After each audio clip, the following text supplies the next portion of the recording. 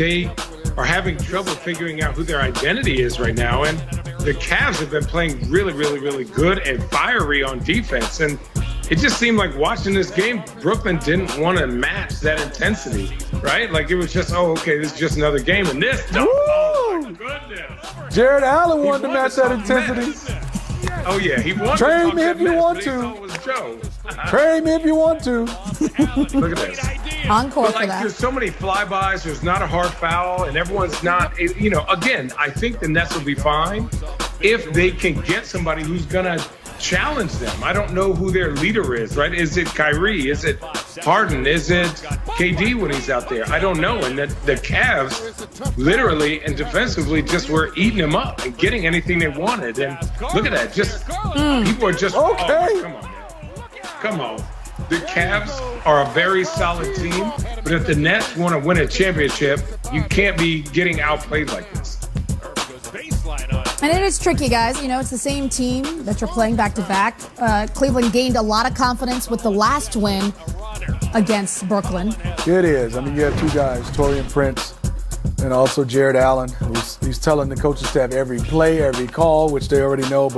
And then you can tell Jared Allen had a little extra these last two games for the Brooklyn Nets. A little chip on his shoulder. Oh, for sure. There's the win, 125-113. Again, Sexton with 25 and 9 assists. Drummond with another double-double, 19 and 16. For the Brooklyn Nets, Kyrie Irving led the way with 38 points. James Harden had 19 points, 11 assists. So we're going to listen to hear what James Harden and head coach Steve Nash had to say after the game. I feel like we're getting open shots.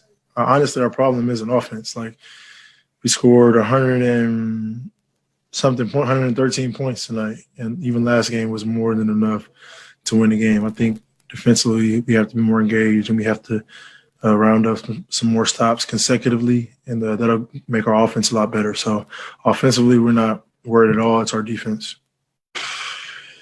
We got a lot of things to work on. There's a lot to clean up.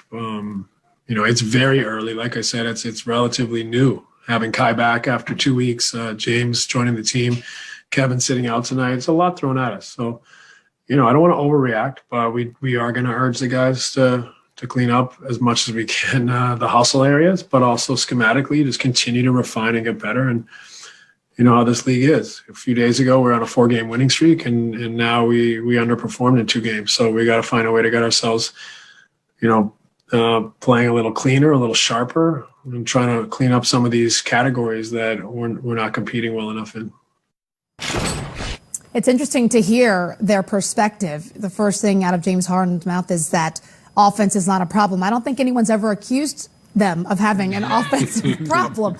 But anyway, Smitty, let's talk a little Cleveland, because they've had some success. Head coach J.B. Bickerstaff has done a terrific job instilling a new culture in this team. Colin Sexton has seemed to excel, especially here lately. Your thoughts on his play? Well, Colin, I've been knowing this young fella since born and raised here in Atlanta. I've been watching him play for so long. He's always played extremely hard. You watched him in high school, I did, and then you got a chance to watch him in college, and also in his first year in the league.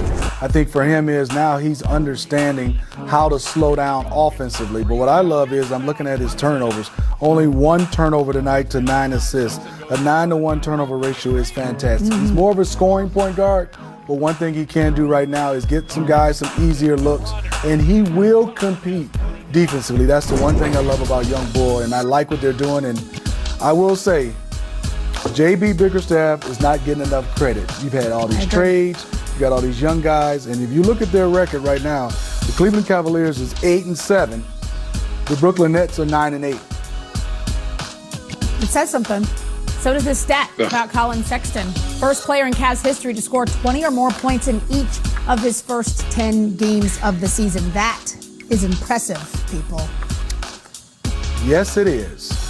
All right, Channing Frye, we have not forgotten you. We are not leaving you out. The other side of this equation of this basketball game is the Brooklyn Nets. We've talked about them. We are going to continue to talk about them, obviously, with their big 3. Kevin Durant out due to rest. He's got the Achilles injury that he's still trying to make sure it doesn't come back and haunt him. But they still should be good enough to beat most teams, right? You would think so, but I think they don't have an emotional leader, right? You have a guy who's an MVP James Harden, who I think is super skilled, super amazing, obviously has, defensive questions. Kyrie, who's coming back from his time off, whether that was mental health or whatever that issue was.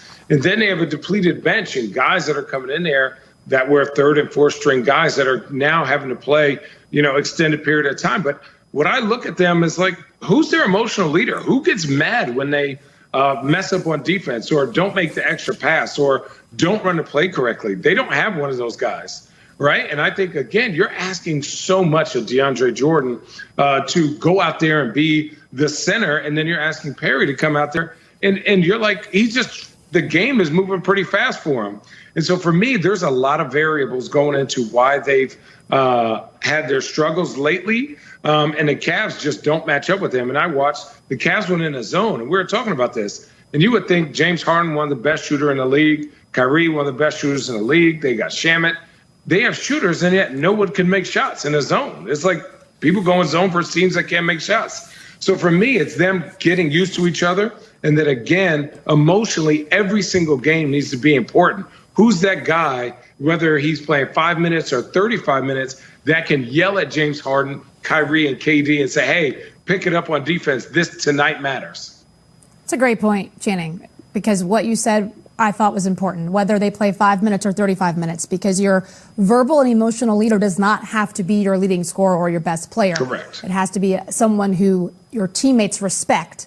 So when they say it, everyone listens. Very good point by you, Channing. All right, we're going to move on to, you're very welcome. We're going to move on to another game. Boston, Philadelphia. This has turned into quite something, even though it's early in the year, because of the format of the scheduling in the NBA. Teams are playing each other back-to-back situations. It makes for some heated, elevated, physical play. And this series, I'm going to call it that loosely, is no exception. Marcus Smart and Joel Embiid actually had some comments. It's tough. It is tough, especially when, we got our hands up a lot of the times and, he flails and he gets the call. I mean, I'm sure he knows himself and he knows his game too. He does a lot of that. And to the highlight, Joel Embiid coming off of a 42-point game against the Celtics. Seth Curry's first game back after missing 7 games due to COVID. And how did things start off? Okay, Seth. Walk right back in the gym knocking down threes. It's in his blood. Kemba Walker back in action. Yeah, he's going to be special for Boston. He's another guy you could just give him the rock and he could give you 12 to 14 important winning baskets. Kemba Walker makes the right play all the time and really good at the rim. He is, for his height, understands angles, quick, and there's, okay, Joel Embiid, little dream shake a little bit. Footwork. Man, this kid right here, Jaylen Brown, Channing. Good. It is so good.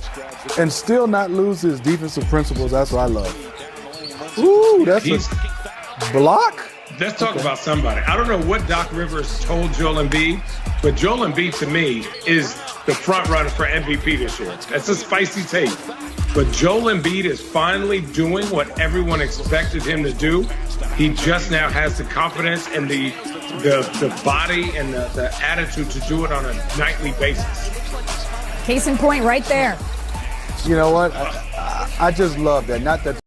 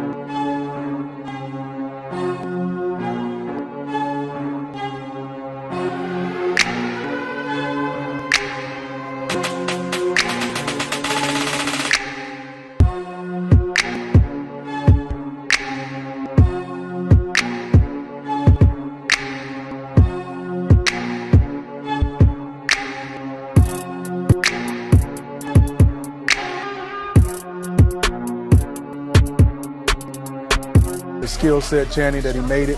He fought for position down there in the paint. Yeah. Makes a big difference. You try to establish yourself Huge. inside. Final. Philadelphia wins 122-110.